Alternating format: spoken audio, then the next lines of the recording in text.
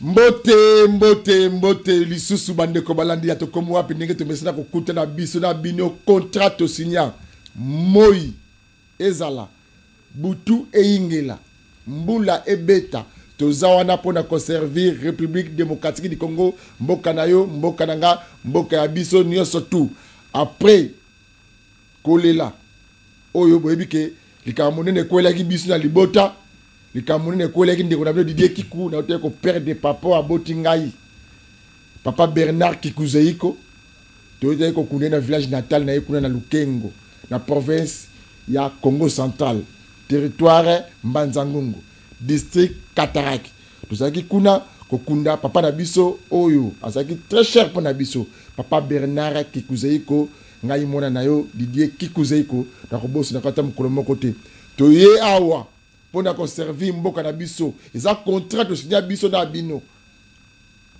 contrat to solo la kamasolo ya ba yimboka masolo ba kongomani lelo to solo la masolo nini to solo la accord États-Unis RDC Rwanda na plateau mukolo malelo to solo la masolo nini remaniement ya gouvernement soumis à des agitation masolo to solo la masolo nini Tokoso la masolo démarche ya pacte social hein, pour la paix oyo seko na l'église ya protestante bako sala est-ce que eko aboutir na solution durable pour la mboka na biso Congo tokoso la masolo ni tokoso la masolo makambo oyo etali ba stratégie nini gouvernement topé tata mokonzi ekolo Congo azali nango pour makambo etali fiscalité misolo e mata e va pe ko tambola na maboko ya bakongomani tokosola masolo tokosola masolo toza bongo na Kasai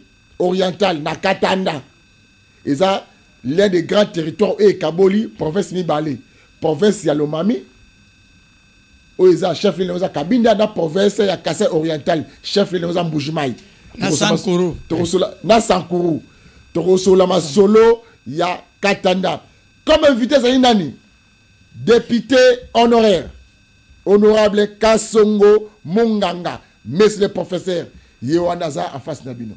Azong sou mokolo malelo, alobi nazene ba kambu, ya ko solo la ya ko partager na bande ko ngai ba congolais, na ba congolaise o ba linga ba mesila minko yo kama malamu. Ya na ebisa kabino, tout ça bongo na chaîne moko o etikala o ba congolais ba comprendre qu'est-ce qui se passe réellement dans Mboka Congo. Bon pesa amato e place mususu te.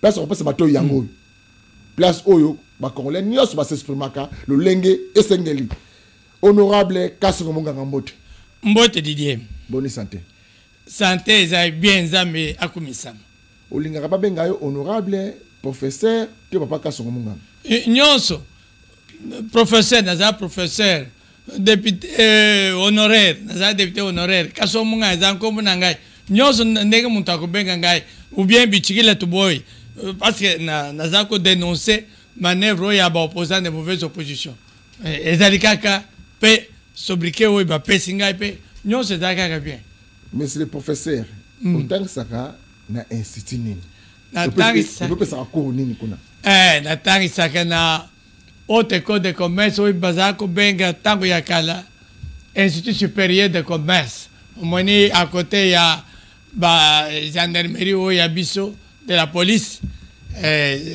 direction provinciale alors donc nazako tang sekuna nazamutu ya kala na banda depuis 1975 kuna tangu na banda nazako pesa kuria économie politique na économie du Zaïre donc économie du Congo na le Rwanda ezaki Zaïre alors par après nazako pesa kuria monnaie crédit mais la réforme alors donc Rwanda donc bâti ce qu'on a pesa zali opération de banque et de bourse et na comptabilité bancaire oui que professeur ne surtout université ça doit publier livre oui ba ouvrage nini oyo publier déjà sur ba réseaux sociaux ba komona yango non ba toye ba ko komona ngai ezali cours na nazako publier dans un ba livre te ba livre ko na sima na publié quelques articles scientifiques. Oui. Articles scientifiques nangai na publié à la université de l'UNIKIN, revue moko ezakuna, donc enjeu économique.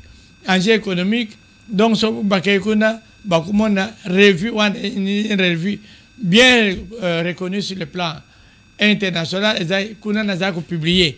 Les derniers articles où on a publié ezaki les performances macroéconomiques de Tshisekedi, mais c'était intitulé les performances macroéconomiques de la RDC. Oui. Voilà. C'est base de quoi au public qui l'article on a monsieur le professeur. Ba donner, ba pièce nini o c'est que au constituer l'article wana. Ah non, pour l'article wana c'est basé sur les données de l'économie congolaise. Par exemple, donc il y a eu comme le dernier article par exemple dont je parle là, les performances macroéconomiques, Batios Bayebi, Nathalie, dans la Banque centrale, dans le ministère des Finances. Alors, ni président Yabiso et Sami, ni gouvernement dirigé par sous l'influence du président de la République, Tshisekedi Assali, namoni que les performances, c'est-à-dire, là nous sommes salariés en le bossoté. Il y a un le économie, sur le plan économique, nous avons un secteur réel. Production, na budget, non, na évolution des prix. Nous avons que pour la production est comme maintenant, c'est-à-dire, taux de croissance est comme 9,5. Et il y a comme même un taux de croissance à des chiffres. Donc, mais à cause de la guerre de l'Est, à l'Est, le taux de croissance est diminué un peu à 6,5. Donc, nous avons un chiffre par rapport annuel de la Banque centrale. Alors, stabilité des prix, les données, nous avons une statistique économique et monétaire de la Banque centrale. Statistique, c'est que nous avons une stabilité des prix. Stabilité des prix pour moyen qu'on maîtriser l'indice général des prix, c'est difficile, mais qu'on maîtriser taux de change, c'est facile. Parce que qu'on recueille dans la monnaie, nous avons toujours presque $1, c'est 2850 francs congolais. Donc, mais il y a toujours parallélisme entre évolution des taux de change et évolution des prix. Ce qui change est stable, il y a que même les prix est stable. Donc, nous avons Makamouane. Et puis, Makamoussous, ils ont abandonné Moussous dans la Vous voyez que tant que Tshisekedi a commis le pouvoir, nous étions chassés du Fonds monétaire international. Alors, en 2002, nous avons chassé parce qu'il y avait la même gestion. Alors, avec Tshisekedi, on a vu que la gestion est bonne. Alors qu'avant, on donnait dans les millions, dans les 500 millions. Tshisekedi a commencé à donner en termes de milliards, le Fonds monétaire international. Le troisième programme, c'était 1,5 milliard, 500 millions.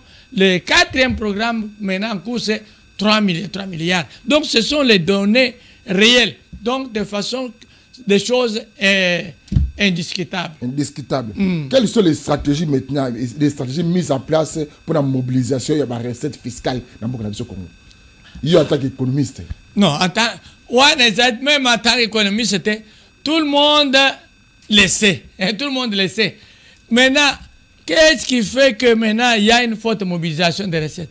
C'est grâce à cet institut qu'on appelait Institut de gestion des finances publiques, IGF. Oui. IGF.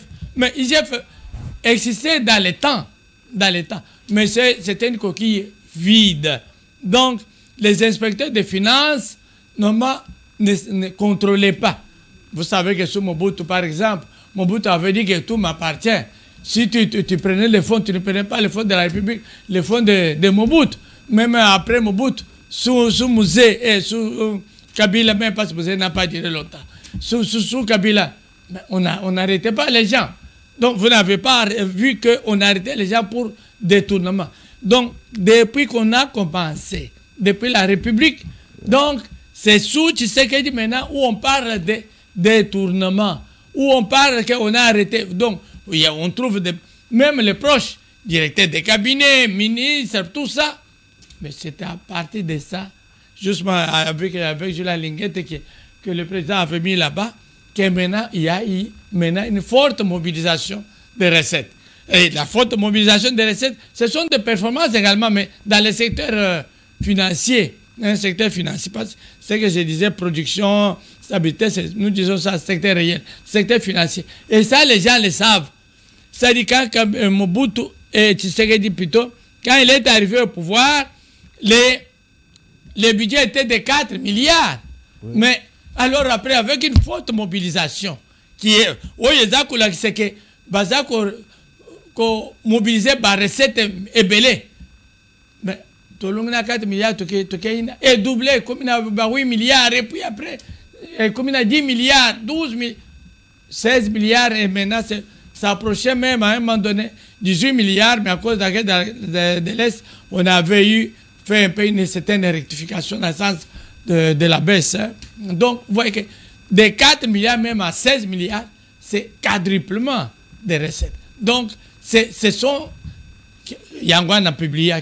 Oui. Hein, j'avais publié. Ce sont des performances macroéconomiques et financières sous le régime du président Tshisekedi. Bien sûr, avec ça, vous allez voir que nous allons quand même arriver à un stade où le Congo devient l'Allemagne d'Afrique, comme Tshisekedi lui-même l'avait dit, ou bien ce que nous disons comme la Chine d'Afrique, parce que c'est l'économie chinoise justement qui fait marcher l'économie mondiale. Et l'Allemagne, c'est l'économie allemande qui faisait marcher l'économie européenne. Et alors nous, plus tard, c'est l'économie congolaise qui va faire marcher l'économie africaine. Ok, professeur Kassogo Munganga, député honoraire Yamboka Nabiso Congo.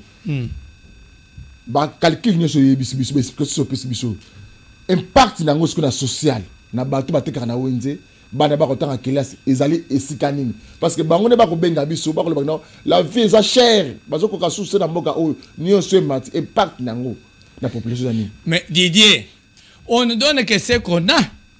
On donne que ce qu'on a. Si tu n'as rien, tu ne peux rien donner. Tu sais que même quand Moussé était au pouvoir, le budget de l'État était même presque 300 millions. 300 millions. Maintenant, quand nous avons même un budget élevé, c'est ainsi que, justement, il y a un impact social justifiable, qu'on voit, visible. Mais, dans mon village, je peux parler de Katanga. Oui, quand vous arrivez à Katanga, il n'y avait que l'hôpital de Katanga laissé par les colons, les Belges. Maintenant, il y a plusieurs écoles construites, les écoles primaires, secondaires.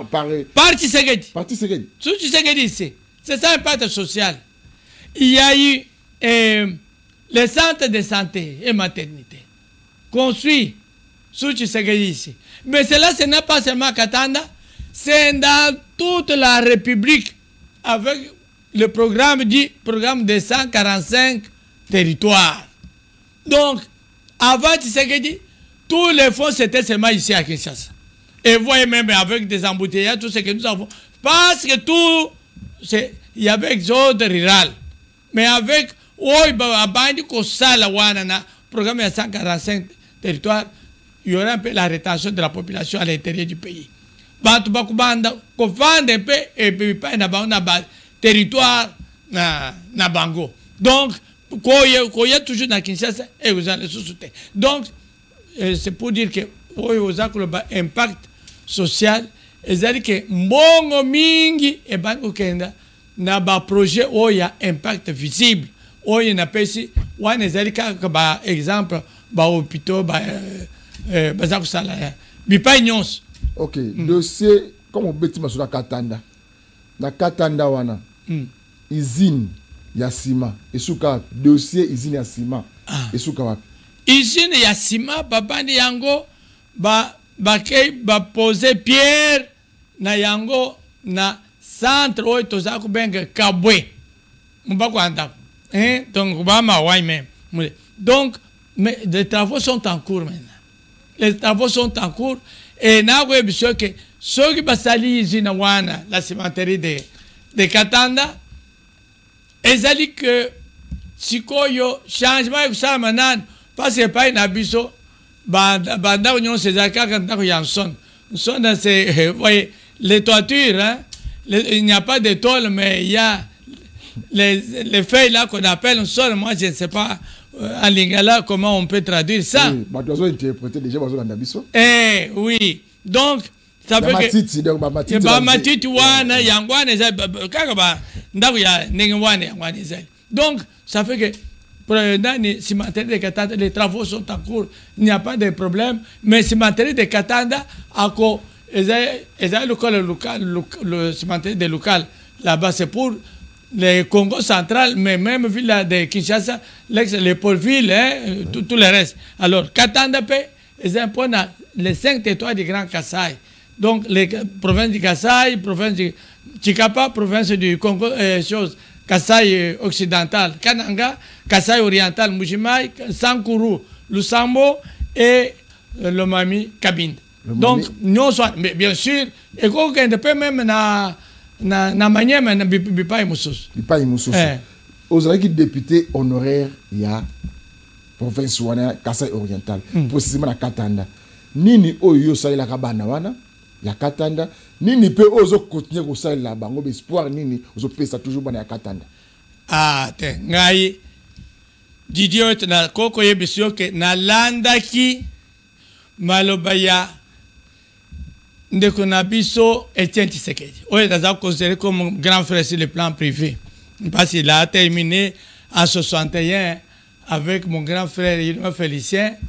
Il a terminé premier docteur en droit, mon grand frère premier docteur en médecine. Donc, tout ça, na Kalina. Alors, Tshisekedi a le le peuple d'abord. Et puis après, moi, je suis comme président, il y a le construisez quand même aussi chez vous. Il nous avait donné. Et moi, j'ai suivi le peuple d'abord. J'ai construit ça. J'ai suivi. Alors, comme j'ai nalandaki yangwana nini na salaki. Tango na komaki député national de 2011 à 2018. Mongo nyonso na ekei pa ya peuple.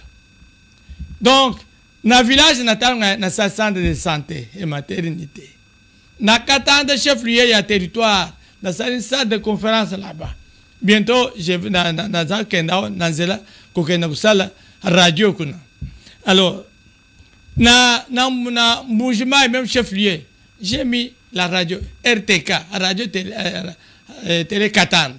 Donc après que me mettait des 1000 watts, ça va Lusambo jusqu'à Kabine. Et à Kabwe, c'est que le centre de la cimenterie, na salle de conférence et c'est que tout ça qui héberger même service ya maternité et na centre de santé. Mais quand gouvernement ya la salle de santé ya ngwana bakay kuna siko eza ko héberger parquet ya Katanda. Tant que makina no centre chef-lieu pour Nabitumbo ezalaki kuna. Alors, Chiteng, dans un centre de santé et maternité, à Bokwabo, le centre de santé et maternité, dans une maison à étage. Et puis, dans un groupement, où il y a Chitolo, donc, na Chibila, na centre de santé et maternité. Donc, ça fait que bon, il y a un gagnon, c'est qu'il et puis le collègue de même na crédit et pas une City Equity Bank pour que ça se peuple. Alors si koyo na même na zela ko kende kuna pour na radio ya Katanda na ko ça se misala na ba groupement nyonso parce que ngai na zeli na mutu ya na bene chimba balbel village mais kasi na za kusala bipa nyonso tetwa nyonso ya Katanda. Ok. Oui. Donc, bana Katanda baibaki honorable Kasro Munganga azakoya pour la surprise radio ya munene et radio munene.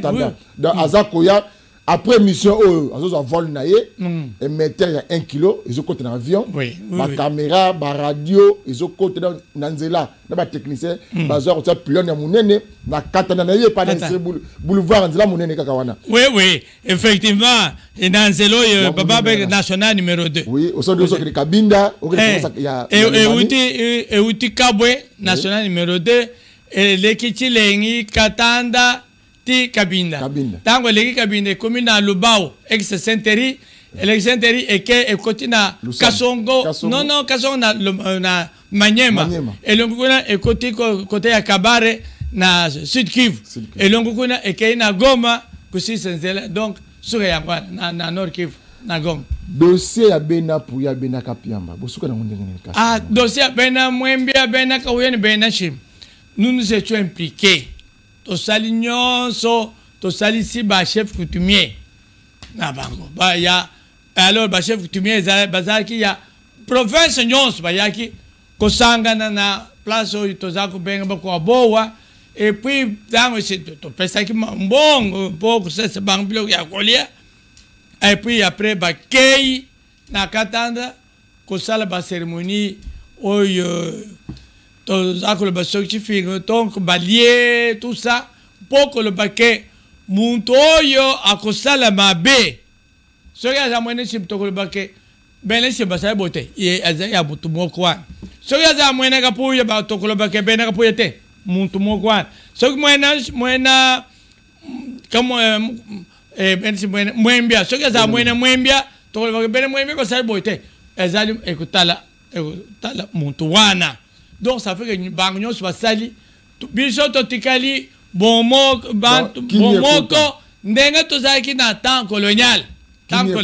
Kimia ekoti na le tozako le boy ba chef coutumier wan. Bien sûr au lieu baza même que baye Bagnon so pour que mon chef de l'état ko paye rapport. Baza ko zelao. Baza au moins que baza là on a Kinshasa ba chef coutumier nyonso. Mais au moins ba recevoir Bango na Mwana buta chose Augustin Kabuya. Augustin Kabuya a recevoir banco na promettre banco que akoye bisa président tango zalem pena kimi parce moni na makambo yezalia na mundondo donc pour recevoir banco pa ko pesa chef de l'état rapport que voilà bazongi shikimia kuna na Katanda na esa te na Katanda. Honorable Kasongo Munganga. Accord ya isa RDC Rwanda. Accord de principe tango sinyamaki uyambaki sangwana ndenge nini honorable. Accord wana sango monene. D'abord parce que gars peut-être bantu bayoka ki ngai na za ko senga toujours président ko yebisa président que guerre makambo ya siko yeza ko poser ba belligérant. Ezali ya pays moko contre contre un pays soutenu par le monde entier. Biso toza kubunda na Rwanda soutenu par l'Union européenne na OTAN ya président oya liboso wana Trump ayena sim. Alors ngasengide soki richite États-Unis ndenga président na biso akenda na États-Unis na sepela ki mingi mpenza omwene akei kuna na Trump ayambi très bien. Alors akei même ko critiquer bantu ya OTAN. Alors que voilà, ba Congolais ba kufi pendant 30 ans, ba kufi ebele bino bosale lo komogote. Kasi ngai na za kusiri ba massacre wana. Oyoka kisoni avec en tête Macron ou ya France. Oyobi ke c'est tout makambo mingi kuna na negociation ya Rwanda. Rwanda ezalaki surtout Macron azalaki kopesa ye mbongo ebele kuna donc et puis na Pologne oyo bazalaki na Rwanda ke soki babundisi yo toko intervenir. Alors na accord wana na sepeli mingi parce que omoni bareconnaître batu nyonso bayebisi bango bareconnaître intégrité territoriale ya RDC. Et puis Rwandais oyo bazakuna na Goma na soit ce M23 neni wana AFC bazunga na Rwanda bazunga epai nango bisika bazalaki. Alors oyo mpe eza kopesa ngai mpenza esengo mingi ezali ke Trump amoni ke bantu mosusu oyo bazalaki kointervenir mpo babloke ye omoni lokola basango ya epai na biso bamosusu wana ale afutra bango dehors bango nyonso meme bakongolais mosusu opposition bene biso bichikile tuboye bantu ngamene bichikile tuboye me bene bichikile tuboye balingaki babloke bango. Trump a boy même ko recevoir bango kaka biso akorabote na bango bazunga kuna ko recevoir te donc akor wana esali ke na application na yango taux de croissance ya biso production ekomata ebele mingi na bamiliare ekoya Afrique RDC akoya Allemagne d'Afrique, c'est-à-dire akoya économie motrice ekozala pays oyo eza kotambwisa mpeza Afrique.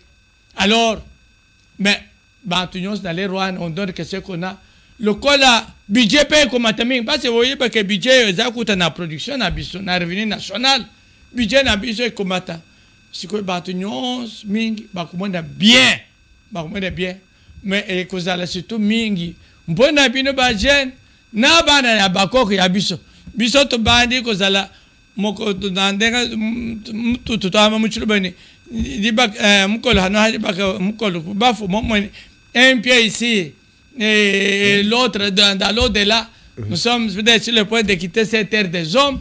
Ça dit, nous trouvons que Tshisekedi est venu un peu tard. Il aurait dû venir un peu avant, il y a longtemps. Nous aussi, on pouvait bénéficier de ça. Mais nous allons toujours bénéficier de ça à travers même nos enfants et à travers nos petits-enfants. Ok, papa Kasonga, mais bande que belé, bon comprenez papa Kasonga, et moko ba linga les autres qui maman mouké. Linga nazako à cause de Kachili, mais c'est pas langue nationale. Nyoso langue.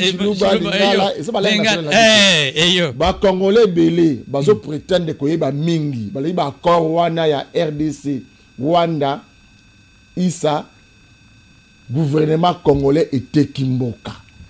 Ma belé était Kami, ba minéraux zo kende. Et qu'on kende kaka boyi o yamba kisangwani ko ka ba opposant ba ko loba makambo na télévision. C'est mais le métier là tout boy.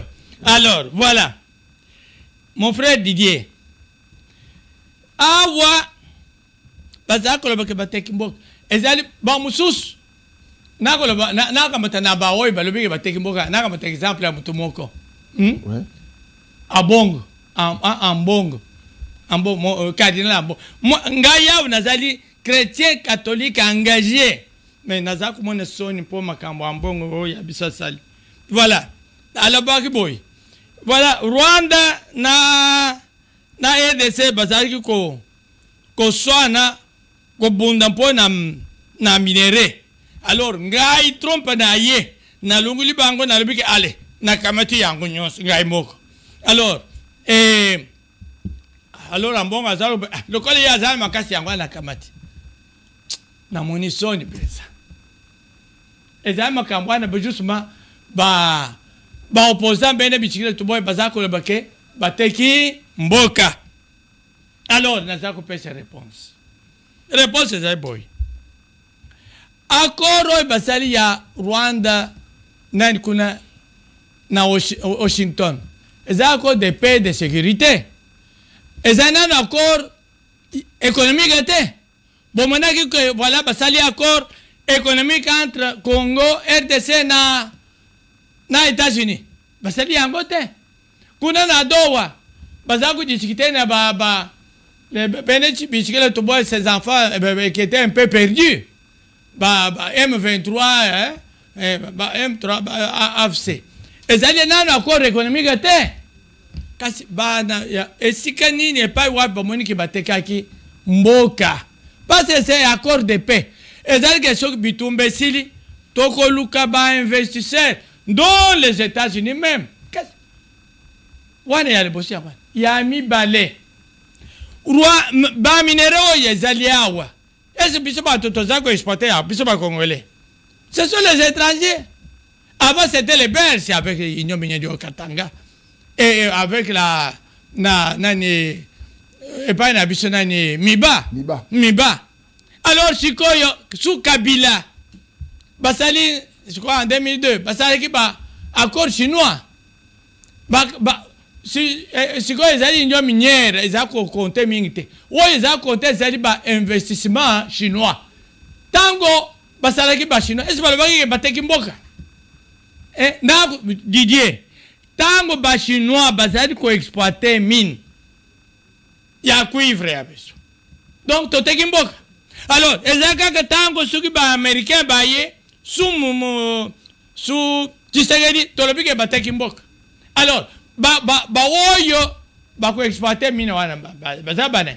Ce sont les investissements c'est ba étranger. Et ça pour que moi na motema mabe oya bene bichikile tuboya. Ba oyi bazaku mona ke na Tshisekedi zaku kende liboso mingi. Denga zaku kende liboso peuple akosenga kaka ke azala kuna libela. Yangwana bazaku inventer biloko okoyoka ke bamsu baloko bake bradage de minéraux na so yoka kombwana. Bazaku bako bradage. Kasi na ko ezako bituna kaka pona pa. Bradage lingo lo bedini. So batala tana ba dictionnaire. Bradage ezake eloko moko zako teka na tal moko ya muke. Eloko ezako te même $100 ozako teka se na $60 pour egendo no kite. Ko brade. O kitisi. Alors, kasi ba américain ba exploiter nini we bazako teka na tal ya mabe. Nini penza. To salina na accord commercial te.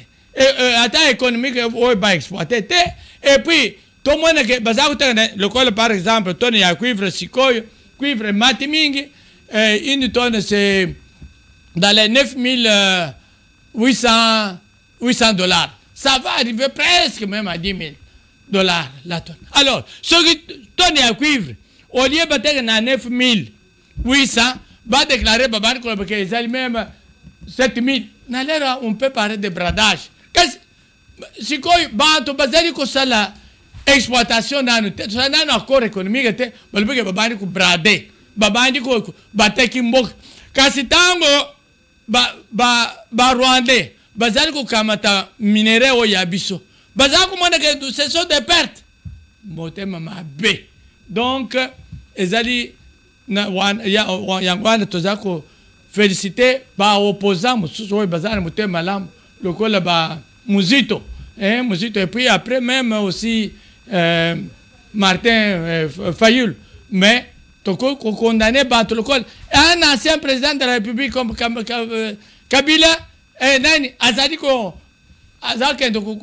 compactisé na bango, ko sangana na bango, on lui a condamné, non. Le col même Moïse Katumbi, wana zambabe. Donc, accord wana, nakoko le baquet, et comme c'est biso liboso, et mingi yangwana ozako mona ke bantu oy balingi ke Tshisekedi akweya bazako invent bazana argument te bazako kamata argument ya pama ne bateki mbok ne pa ya nani kas Didier oya ko lobake ateki mbok tuna ye ke to sal scénario ke ba américain nasema ya bitumboy to zui kimiete tout ça scénario ba américain soki ba yete pour exploiter ba chinois pe to bengani pe ba chinois donc biso ba congolais biso ba to banda ko exploiter ba minéraux tout ça na yango. Donc le Congo c'est une terre inexploitée. Dans l'Équateur là-bas il n'y a encore rien. Dans les Kasaï rien.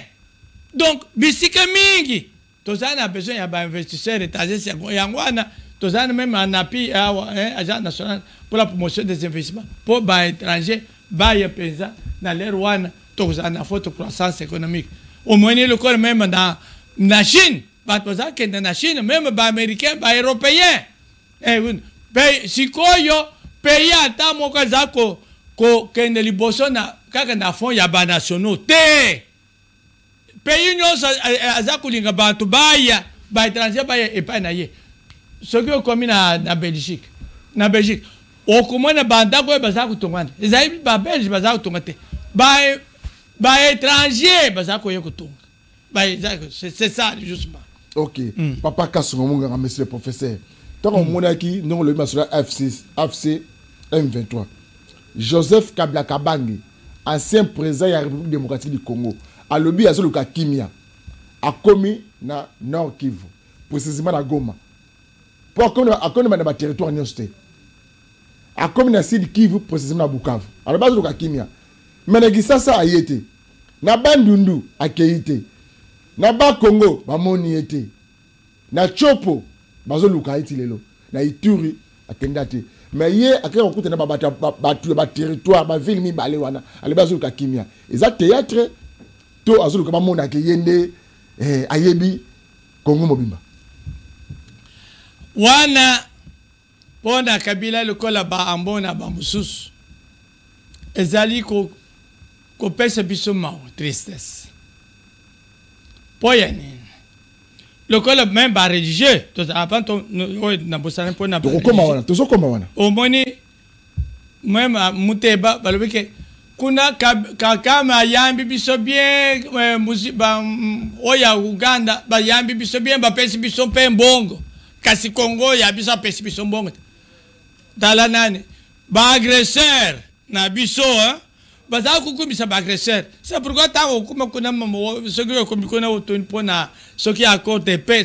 Bantu baza kukumisa ba agresseur wana baza ko sa biso accord. Bon, tikana na lo mpo yo le pona Kabila c'est très dommage. Muto a silisi mandat 18 ans. À ça 18 ans. Tu sais que lui a ko gérer bien à Salina mingite. Alors, baza futa yepe mbongo ebele.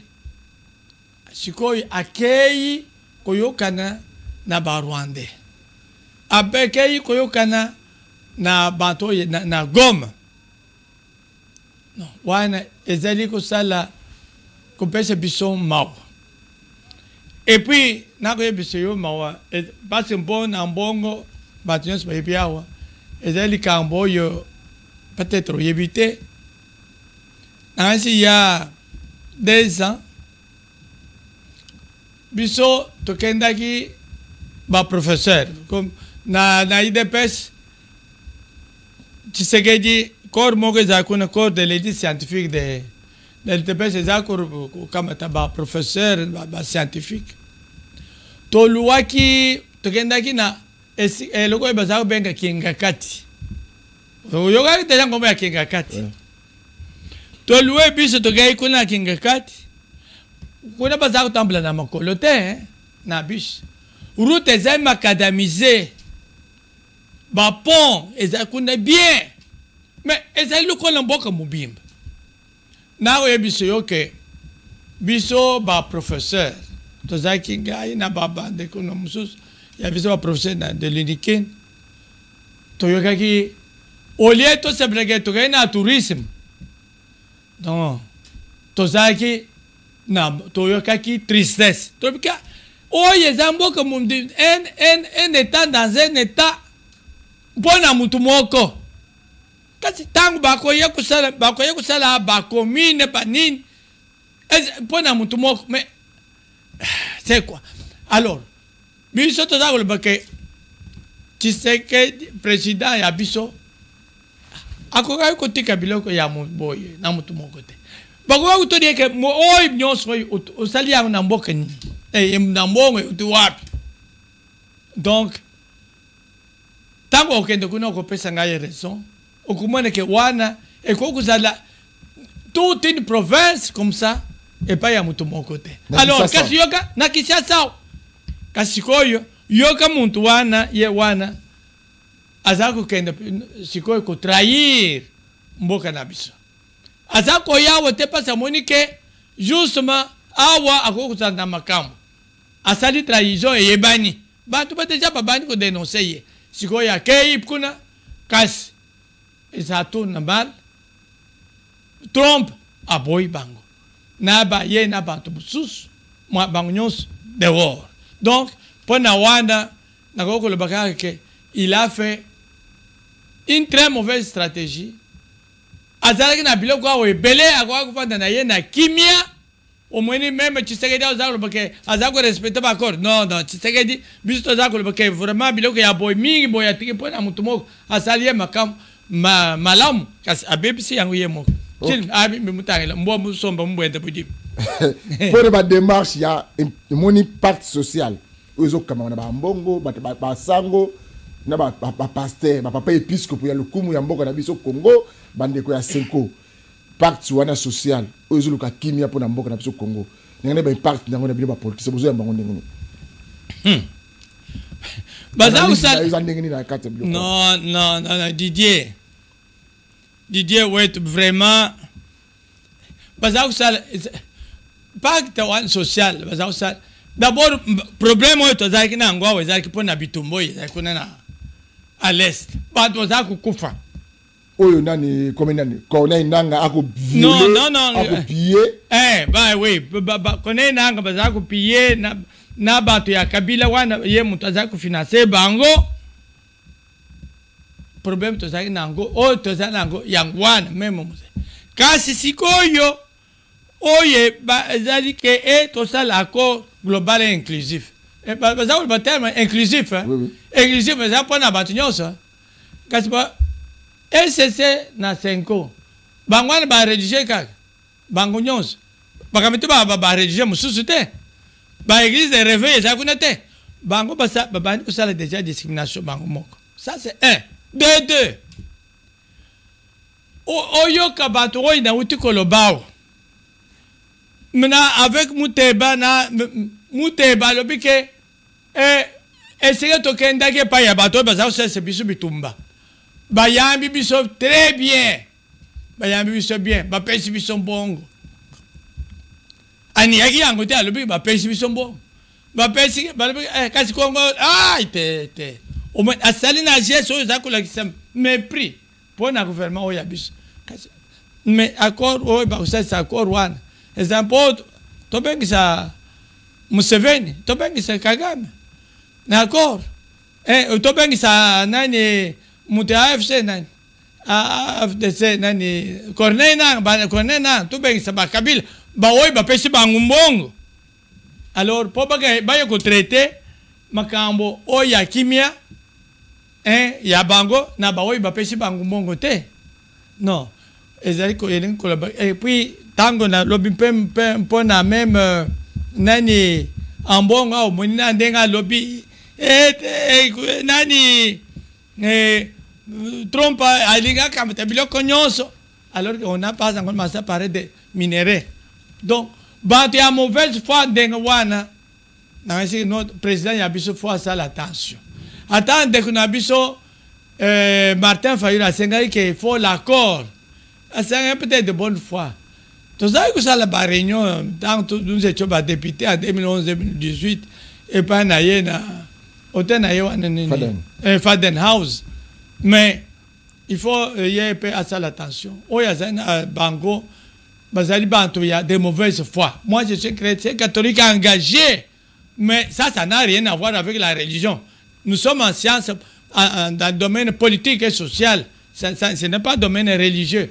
Quand un bon fait des bêtises, et ce n'est pas, et quand on condamne ça, on n'est pas contre Dieu. Non, oh. Non. Alors, accord one pour Nangai, je ne vois pas ce que ça va venir résoudre. Le problème, c'est que, mais, accord, tu signé, et bitumbe si là, tu benga ba investisseur, production d'abisso, développement, et qu'un de bosso. Ok. Alors, Papa Labiso Kassou Mungangami, professeur, député national honoraire Yamboka Congo.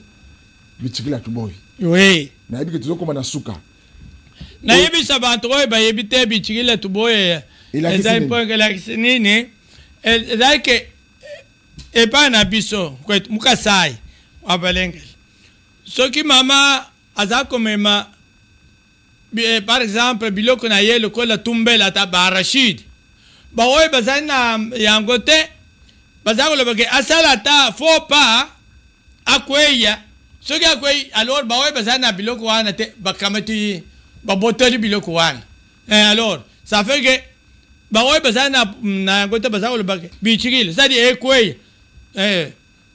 to boy donc toka matayango alinko le bake lokole sikoyo Tshisekedi azana pouvoir bawe balingi pouvoir bazako ko souhaiter que asala faut pas situation est bon gâté donc ekweya biso tozana pouvoir te tolo kota yango donc yangwana ekwe bichigil pouvoir ekweya tolo kota yango to boy donc yangwana bichigil là to boy donc yangwana alors c'est pourquoi ceux qui demandent c'est que les bichigilistes ce sont les opposants de mauvaise foi qui souhaitent toujours le malheur pour pouvoir régner. OK, papa Kasongo Munganga.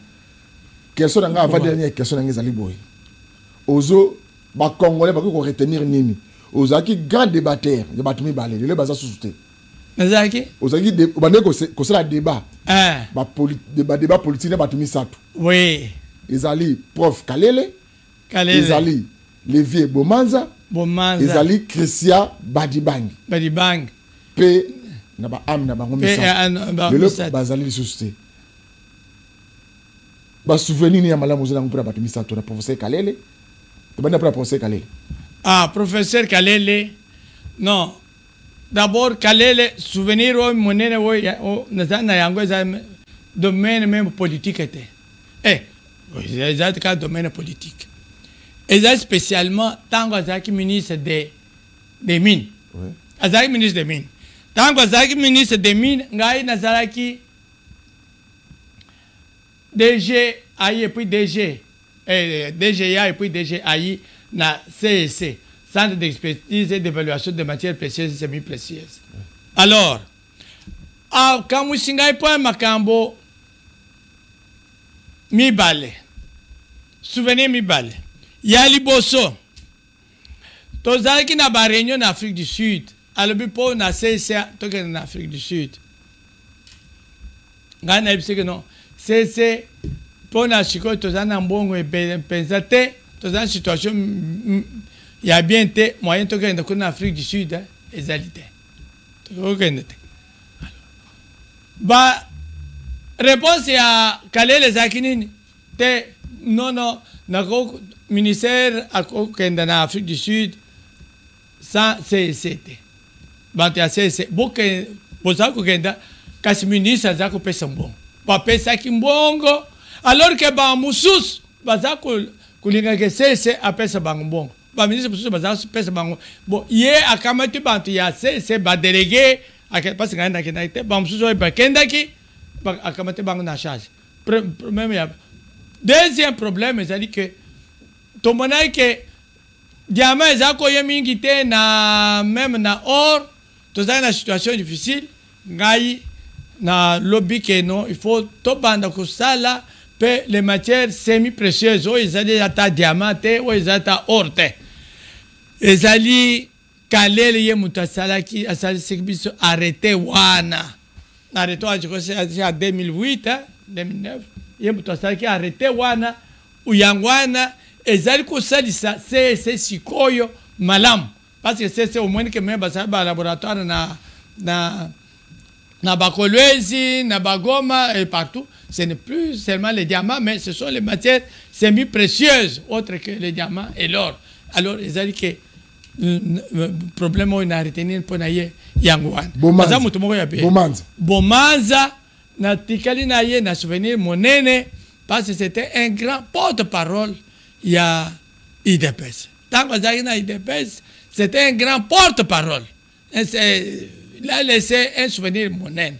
Attends, Gaëtan, toujours qu'il faut azala pena IDPS. Après, ça m'a beaucoup de présents na IDPS. J'étais avec lui tout le temps. Hier, na bisoto zaki na ye na ni Gabriel Mokia. Non, Zelo y a venu du haut commandement. J'ai oublié, c'est lui qui était avec nous. Franck, non, c'est pas Franck Dion. mosusu nani Mokia. Mokia. Tozaki na bangumisa Ok, tozaki badeba. Pour Christian Badibangi, c'est que souvenir niveau Christian Badibangi. Ah, Christian Badibangi. Député national honoraire le Kolayo, les lots où société. Non, non. Christian Badibangi, je regrette beaucoup pour sa mort et que il soit mort vraiment. C'est quelqu'un qui allait rendre un grand service à notre pays et même au président de la République. Tozaki naye kuna tozaki naye ba député et même pour sa mort, moi-même personnellement j'étais beaucoup plus intervenu et pour sa maladie parce que c'était en 2013 tanga na kendaki na Inde pour na maladie yanga ya prostate na kendaki kuna moni que kuna baza ko soigner batu bien na lero ana boma moki Christian Badibangi azaki na hôpital na Galiem. Je sais que mon frère Yakawa senga kaka mbongo pour na soin pour na kolala okulala sikana za kolala. Alors moi na biso alukila ki biso ndako mwana Christian yaki ba azakulala tozakulala na ye sikamoko et travailler cœur naïe et quand il fallait en revenir sur ce point à cœur à son quitté, c'est peut-être ce qui a pu l'emporter. Donc c'est quelqu'un qui avec c'était un grand ami, c'était un frère et ami. Émission ici pour aller le professeur Kasongo Munganga, professeur Kalele, donc paix à son âme. Professeur Kasongo Munganga, Motune Asuka pour le remaniement, agitation. Bamakasu esili basoso basina wenze bino ba politicien bozo mona soso banda kuté bino no sokonga recoupe nganga remaniement makalisi ezali nini banda ne bakoki kozonga na gouvernement oyo banda bakoki kozonga lisusu te makalisi ezali ndenge te wana justement ezali président ya république ye muto ayebi makambu nyonso oyo azali na dernière décision kasi pour la biso tozao bezaka ka ba suggestion mais banto ibakoki kotika la kuna na ba ibakoki mais biso boy gouvernement il faut on change toujours non il faut toujours changer pour améliorer au moins par exemple avant le gouvernement denga changer l'entreprise la banque centrale a été moko ya rendre ye ba service mingi André Wameso dit Lolo par les intimes, appelé Lolo par les intimes, à la Banque centrale. Donc, à travailler très bien dans la Banque centrale. Moi, je parle de ça. Je suis un retraité, inspecteur de l'analyse financière de la Banque centrale, retraité de la Banque centrale. Dans un peu pour le changement où il y a ça dans la Banque centrale, c'est quelqu'un qui est compétent et fidèle. Parce que, il faut vraiment quelqu'un qui aime le président, qui cherche à l'aider. Alors, pour la Banque, au moins que je crois probablement en toute probabilité parce qu'il ne faut pas dire certitude ça vient du président en probabilité c'est à la première ministre et sera là ça sera peut-être 2 alors banto basali performance le gars la maman des affaires étrangères et quoi ago tigal mususu oya zako bon ko sala réforme ya fonction publique très bien le col liao na fonction publique certainement et puis ba mususu pe na goko loba wana bazalikaka mais oya na ko senga ezali que parce que le gouvernement d'ouverture de l'âge peut-être pas de l'âge ou de très large union nationale na bawe bakoya na kansi ke muzito akozanga te muzito le col azali économiste muzito tant na za muzito ezatengni parce tango ngai na za ko publier même ba performance ba col économique du président yé même en tant que opposant mais objectif azali ko reconnaître la performance du président azali ko lo bake biso tata to zaki au pouvoir to zaki sala ba performance o ye azali ko salte na kanisi ke muzito à cause Ok. Donc, bah alors, bien sûr, à réduire un peu le gouvernement. Peut-être le col, peut-être pêche et élevage avec l'agriculture. C'est un seul ministère. Recherche scientifique et enseignement supérieur chez nous. Peut-être un seul ministère. Alors, et puis plus tard, il faut pas qu'il y ait peut-être une structure budgétaire, la structure qu'on avait créée pour notre grand frère, enfin, président Tshisekedi, là où se trouve le centre, là où se trouve l'autre, ce qui est des régulations des institutions. Comment s'appelle cette structure-là? Ça ne fait pas partie du gouvernement. Où se trouve Olengango, comment ça s'appelle? Sensa. Sensa, ben oui. Donc, pour des choses, faire des économies, de telles structures, normalement, ça doit disparaître. Ok, Ezra Kibongo, professeur Kasongo Munganga, député national honoraire Yamboka Congo. Ezra qui élu précisément dans le territoire Yakatanda, dans la province Yakasaya orientale. Yende, to solegne mokolo ya lelo, to soli accord ya RDC Rwanda, to sololi makambo o etali développement ya territoire Yakatanda dans la province orientale. To sololi makambo etali démarche ya parti social o basang bazo kapona kima na mboka Congo. To sololi makambo ya stratégie pour être mis solo et ba de kota mingi na recette à l'état. To sololi makambo ya remaniement akomona ngo pendenge nini na kati wana boyoki makanisi oya apesi yo po kolanda biso ndeko na ngai ozali congolais ozana makanisi lingo pesa po na mboka na biso Congo numéro eza wana benga biso émission oyo tosala ngo biso na bino nasala ngo moko te biso na bino nde tosanganaka pour te poser ma question to komisa bino esika oyo bokoluka tika te kimi ya kolonzambe eyingira na mabote na bino nde tokuta mko malobi.